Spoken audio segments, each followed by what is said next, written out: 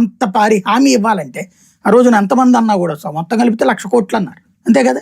87,000 కోట్లు రైతు రుణమాఫీ, 27,000 కోట్లు డ్వాక్రా రుణమాఫీ. ఆయన రైతు రుణమాఫీ అయితే 18,000 కోట్లు 20,000 కోట్లు చేసినట్టున్నాడు మొత్తం మీద. స్కేల్ పెట్టి కొలిచేదో చేశారు, బట్ ఎంతో కొంత ఇచ్చారు. కానీ అది లేట్ అవ్వడం వల్ల ఆ తృప్తి కలగలేదు రైతుకి. ప్లస్ మొత్తం అప్పు తీరుతుంది అనుకున్నటువంటి వాళ్ళు నష్టపోయారు. నగలతో సాగిస్తానేటప్పటికి ఈయన అమ్మ తర్వాత అప్పులు తీసుకున్న వాళ్ళు కూడా ఉన్నారు అనమాట. అవన్నీ స్టక్ అయ్యి ఇబ్బంది పడ్డారు. బట్ ఆ ఆలోచన రావడానికి కారణమైంది అదే కదా. తర్వాత జగన్మోహన్ రెడ్డి పాదయాత్ర. జగన్మోహన్ రెడ్డి పాదయాత్ర సందర్భంగా కొత్త సమస్య తెలిసి వచ్చింది ఏంటి, స్కూలు పిల్లలకి ఇబ్బంది పడుతున్నారు. అంటే పిల్లల దశలోనే స్కూళ్ళకి చేర్చడం మానేశారు. వాళ్ళ నాన్న ఫీజు రియంబర్స్మెంట్ అవన్నీ 10th అయ్యాక వ్యవహారం. అప్పట్లో సమస్య అది 10th అయ్యాక.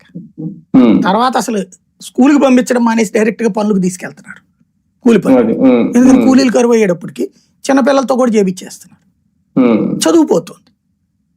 దానికి పర్యవసానమే కదా అమ్మ ఒడి వచ్చింది.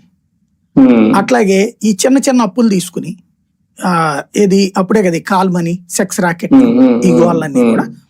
ఎందుకని డబ్బులు వీళ్ళ దగ్గర 10,000 కూడా చాలా కష్టం. ఇప్పుడు ధనవంతుడికి 10,000 అంటే ఆఫ్టర్ ఆల్, ఈవెన్ మధ్య తరగతి కూడా 10,000 అంటే పెద్ద కష్టం కాదు. కానీ పేదవాడికి 10,000 అనేది చాలా పెద్ద ఇష్యూ. 10,000 లేక ప్రాణాలు కోల్పోయే వాళ్ళు ఉన్నారు. 5,000 రూపాయల కోసం